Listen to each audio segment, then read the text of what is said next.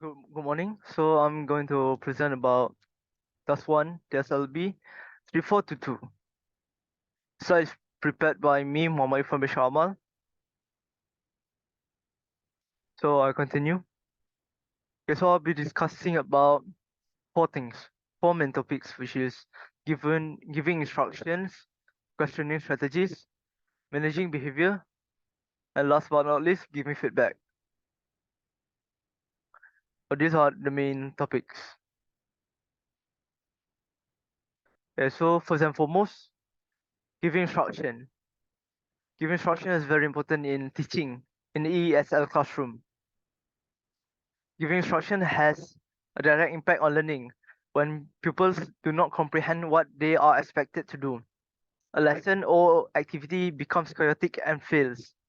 However, providing effective instructions remains a difficulty for both native and non-native language teachers, as well as for both experienced and inexperienced educators. It's stated by Sowell in 2017. So giving instruction is very important in a classroom because you are teaching them. You need to make sure they comprehend. Okay, so there are four ways on how to enhance instruction giving skills. First and foremost, you use visual aids. Visual aids is a very helpful thing to have. For example, you could use a PowerPoint presentation. PowerPoint presentation will be very helpful for you to show pictures, you show videos, you could show words for them when they look in the classroom. When you present it in PowerPoint presentation, they will look. You will instantly get people's attention. So you could use visual aids to gain their attention and to give them instruction. Yeah, so you could write on your PowerPoint. Okay, step one, you need to do this, that, and that. Uh, So you give them instruction. And secondly, you demonstrate materials. For example, you have a set of paper, a yes or no question. So you demonstrate on how to do it. So you give them instruction. For example, uh, Ali went to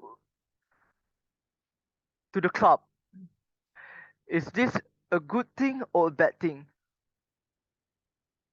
So there's two boxes there. For example, good thing and bad thing. So you take either one of them. Yeah. So you as a teacher, you show them how to do it. So you take on no, a bad thing. So you demonstrate your materials on how to do it. And thirdly, you could model a proper stance. For example, you stood your chest up and outwards, and you show them. You give them instruction to proper stance. You stand straight and tall. And secondly, and lastly, you could capture their attention by there are many ways. For example, if you enter a classroom, you could clap your hand, especially if you are teaching children. If you are teaching children, if you clap your hand, they will instantly look at you. Because who clap their hand? For example, you will get their attention. Or you could raise your voice. For example, hello class. Today we are going to learn about. So instantly when you raise your voice, you gain their attention for sure. As you know, giving instruction is to focus on effectiveness of on learning. It highlights that even in student-centered classes with various activity, instructors will still need to provide instruction for setting up and conducting those activities to focus on effectiveness. Okay, so this is the information that I had gotten from TESOL teaching tips giving instruction video that I found on YouTube. So to give instruction, first and foremost, we need to be clear. So you need to be clear, Beclear. So B, what does B stands for? Break things down. You need to break on, okay, for example, if you are teaching students, you couldn't give them a long statement. If you give them a long statement, okay, so uh, a long statement, they will be confused on how to do it. So you break things down, make it into simpler sentence, or you could divide it into 3 parts, or more than that, or less than that, but just break things down for them to easily to comprehend them. And then, secondly, you explain the activity. So on how to do it. For example, like I said before, you explain, or maybe you could use many things such as a PowerPoint on how to do it. For example, a yes or no question, you need to tick on either is it yes. If the statement is correct, you tick yes. If the statement is incorrect, you tick on no. So that you explain the activity. And thirdly, create a step-by-step solution. Create a step-by-step solution. So you tell them on how to do it. For example, okay, to do it, you must do you give a 5 step on how to complete this set of questions. Okay, so first and foremost, you answer by writing yes or no, and after that you need to underline the correct answer. After that you circle the correct answer. So if the statement is correct, so you create a step-by-step solution. And after that, you let the students see what the activity looks like. For example, okay, to do the activity, okay, you show your example. And you could also, after that, you could also experiment with the students. That stands for E. So you experiment with a student so you call a student in front. You call a student in front so you show them how to do this, and then he will show to the class. He or she will show to the class. So that then the student will do all the class in the class. All the student will do, and then you assess their understanding. So that stands for A, assess. So by having them do the set of question, or you test them by asking them question or something, so you assess their understanding. And last but not least, repair misunderstanding. Repairing misunderstanding is very important for them in order to do things correctly, because you they might be confused. For example, okay, if you state that you must do things like this, so it's not proven that all the students will understand the class. All the student class will understand. So after you assess their understanding, if they are wrong, you repair them. You repair their misunderstanding. So they will be correct after that. So these are the components of instruction. So okay, so firstly, get attention, transition, identify materials, explain and model activity, explain class organization, check if students have understood, time limit, and go. Go is you let them do their work. And so checking understanding of instruction. And so there are many ways to understand, to make sure that they understand. So you can ask them, do you understand? Do you understand class? But there's a weakness with that.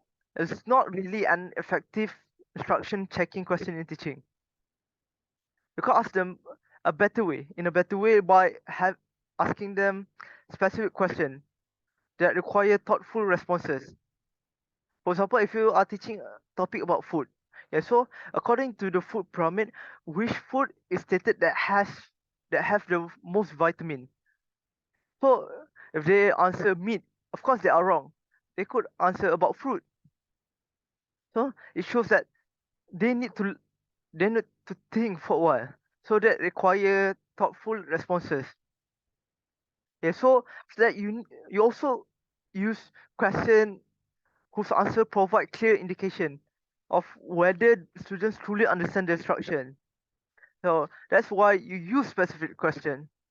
And after that, you could also use a mix of question with right and wrong answer. to test their abilities.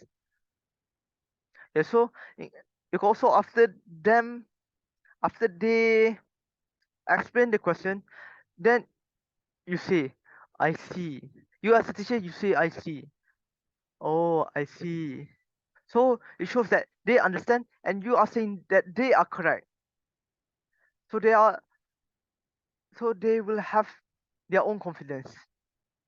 And so before starting an activity, also employ checking question to confirm students' comprehension. Yeah, so these are the questioning strategies. Yeah, so the uses of questioning. Yeah, so teachers utilize questioning to guide learning, first and foremost. And other than that, it extends students' thinking, check for understanding, and improve students' confidence. Questioning allows learners who are learning English as an additional language (EAL) to build language skill and participate in academic thoughts. Stated by Questioning Strategies Development Foundation 2023. Uh, so I found this video online on YouTube. The video is questioning styles and strategies. And so it shows that a group of students in Hannah Compton's fifth grade class, discuss the novel Bridge to Terabithia and explore their comprehension through a menu of questions. The focus is on Terabithia, a place where the characters escape daily problems, share feelings, and become friends. So these are the questioning strategies and the technique used in the classroom situation. So firstly, mastery strategies.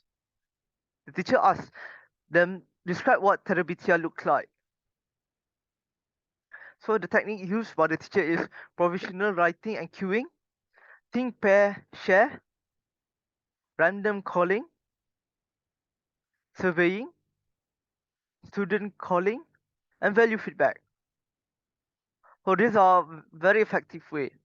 Example, think, pair, share. Because the teacher asks the students to pair up and share what they understand about terabithia and describe them. So uh, so a student will describe to the other student and the other student will describe to these students. So they will share their thoughts.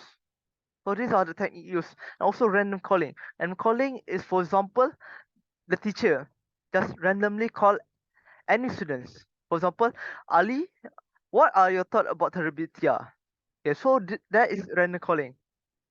Also surveying. Surveying, you survey which student that understand the most. So, or a student that does not understand anything. So you could ask them. So they will need to think up the answer. And student callings. So calling is almost as the same as random calling. And last but not least, value feedback. You ask them the feedback about the story and understanding. The question strategies. The next question strategy is understanding. So what effect did Terabithia have on Jesse and Leslie relationship? The teacher asks. Okay, so the technique used by the teacher is wait time and probing. Wait time is the teacher give them time to think up the answer. And so the teacher wait. That's why you call wait time and probing. Okay, so you ask them. Okay, so uh, you ask them by telling them to hurry up. So you probe them for them to think up the answer very fast. And so interpersonal. So the teacher asks, what do you like best about Terabithia? So the technique used is learning log, clarifying, physical representation. So learning log, okay, and clarifying. Clarifying and learning is very intertwined, and clarifying is the teacher clarify. For example, okay, are you sure? So you clarify them. Could you talk more about Terabithia? Even though the question the students already give their response, but you ask them to clarify. Like, could you tell me more about? You could use that type of question. Also, physical representation. if you see the video, the teacher asks the students to show as if the master in the terbitia. So the students stand up and ah ah. So it shows a physical representation about the character in terbitia. So that is the technique used. And last but not least, the self-expressive. So so the teacher asked the students to draw a picture of terbitia. So he had given them time, and you ask them, and the student need to tell them and show the picture. And so you extend their response by having by teaching them, asking them more about the terbitia. And so based on what I learned from the video, the process of learning that happened in the video is the students engage in a comprehension menu with student tailored to different learning. Terabithia is described as a magical place where imagination flourishes. Techniques are used to ensure engagement and deepen thinking. Students share their vision of Terabithia through drawings. Discussion explore the impact of Terabithia on relationship and self-expression. The learning style of students are reflected in their responses and preference. Students express a desire to be themselves and have fun and create imaginary creatures in Terabithia. So it shows that the learning process works.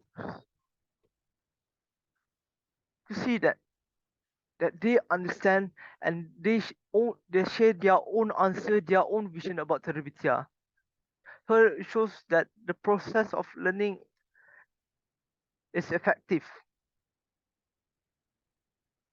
And so learning styles that can be seen in the video is first and foremost auditory, kinesthetic, visual, and reading and writing.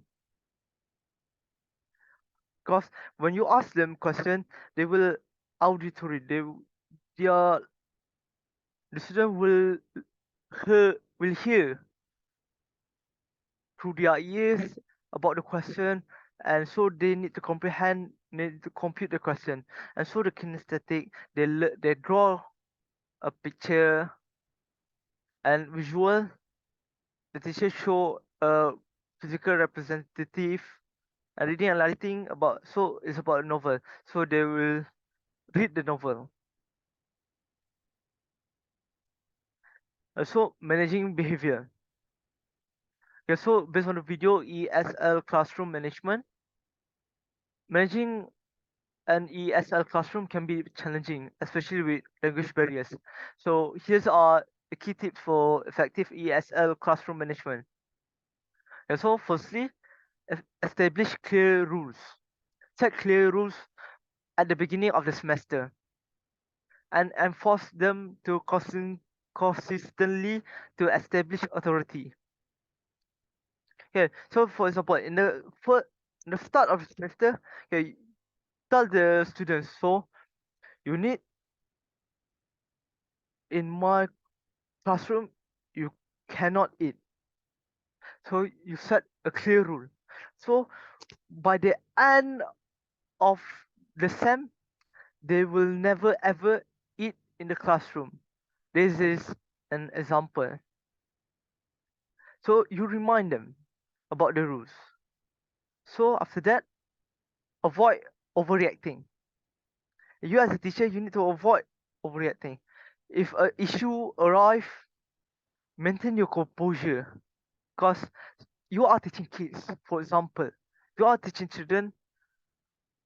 They may have their own problem at home.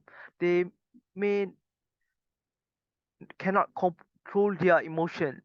So the children may act out due to various reasons. So they are not necessarily disrespecting you as a teacher. So we as a teacher, we need to avoid overreacting and just be calm in class. So after that, don't take it personally. Separate classroom issues from personal life. Avoid carrying grudge and don't let it affect your overall well-being. So for example, if you have a problem at home, you have a fight or something, when you enter your classroom, you as a teacher, you need to be professional. Do not mix up issues.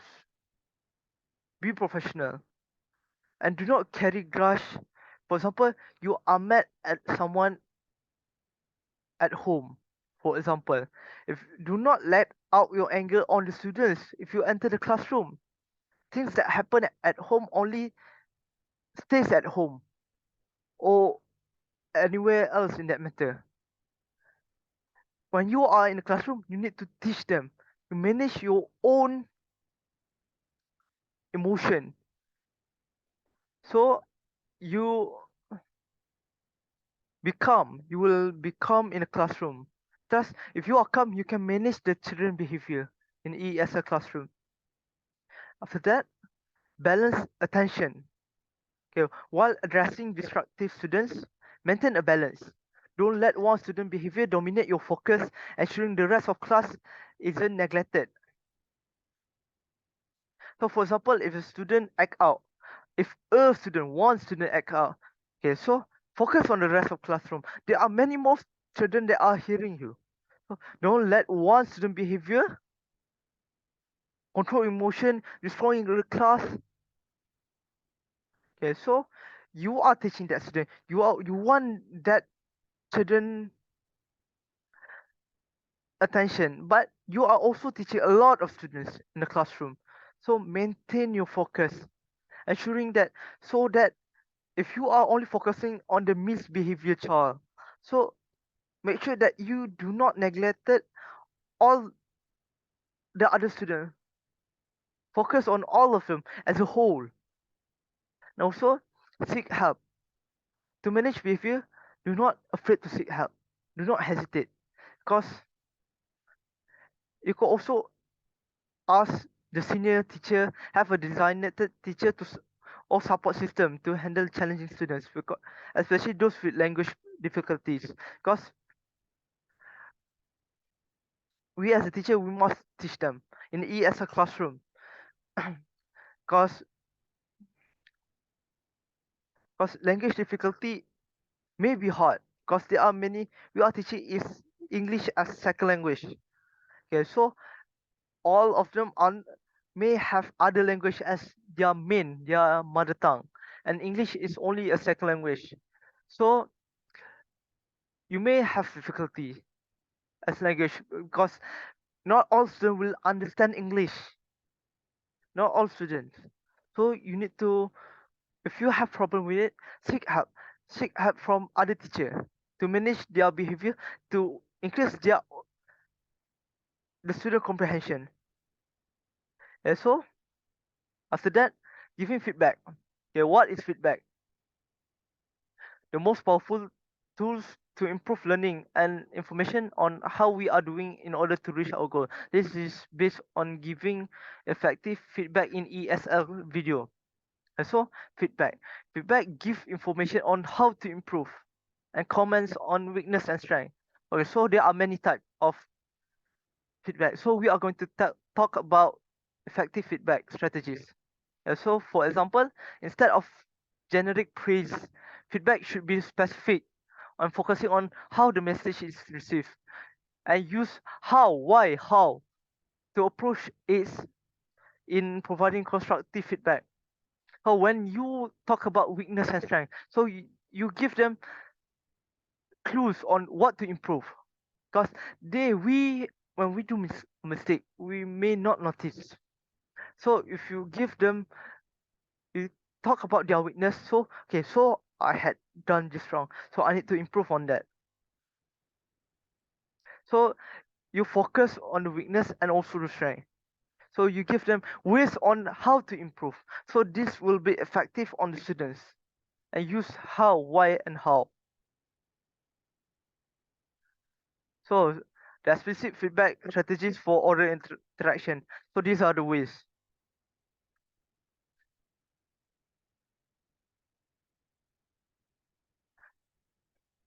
A specific correction clearly says that the student's utterance was incorrect and the teachers provide correct words or sentence. Okay,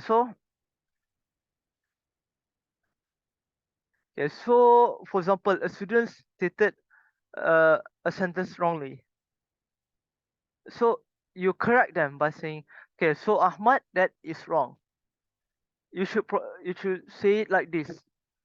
Okay, Ali went to the bookstore to buy a book.